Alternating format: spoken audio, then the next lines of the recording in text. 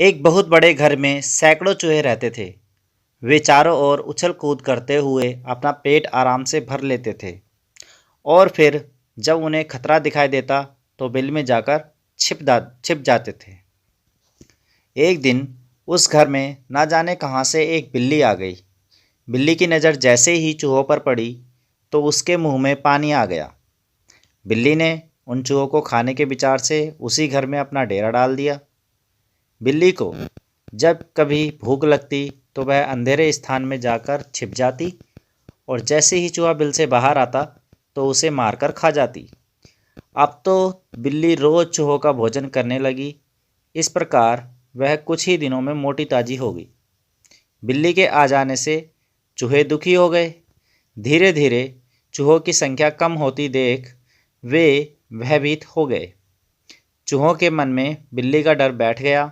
बिल्ली से बचने का कोई उपाय खोजने के लिए सभी चूहों ने मिलकर एक सभा का आयोजन किया। सभा में सभी चूहों ने अपने अपने विचार प्रस्तुत किए, लेकिन कोई भी प्रस्ताव सर्वसम्मति से पास नहीं हो सका। सभी चूहों में निराशा फैल गई। तब एक बूढ़ा चूहा अपने स्थान पर खड़ा होकर बोला, भाइयों सुनो, मैं तुम्हें एक सुझाव देता हूँ जिस पर अमल करके हमारी समस्या का हल निकल सकता है। यदि हमें कहीं से एक घंटी और धागा मिल जाए तो हम घंटी को बिल्ली के गले में बांध देंगे। जब बिल्ली चलेगी तो उसके गले में बंधी हुई घंटी की बजने लगेगी और घंटी की आवाज़ हमारे लिए खतरे का संकेत होगी।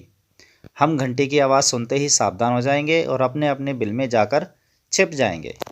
बूढ़े चूहे का यह सुझाव सुनकर सभी चूहे खुशी से झूम उठे और अपनी खुशी प्रकट करने के लिए वे नाचने गाने लगे।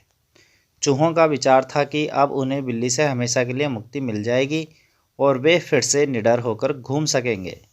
तभी एक अनुभवी चूहे ने कहा, चुप रहो, तुम सब मूर्ख हो। तुम इस तरह खुशियाँ मना रहे हो जैसे तुमने कोई युद्ध जीत लिया हो। क्या तुमने सोचा है कि बिल्ली के गले में जब तक घंटी नहीं बंधेगी तब तक हमें बिल्ली से मुक्ति नहीं मिल सकती।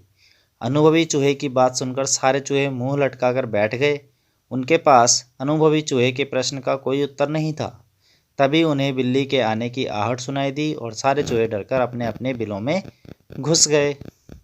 तो इस कहानी से यह शिक्षा मिलती है कि योजनाएं बनाने से कुछ नहीं होता, खाली योजनाएं बेकार होती हैं और योजना बनाने के बाद समस्या का समाधान करने के लिए उन योजनाओं पर अमल करना बहुत आवश्यक होता है। कहानी अच्छी लगी हो तो चैनल को सब्सक्राइब जरूर कीजिएगा। Thank you so much. Have a nice time.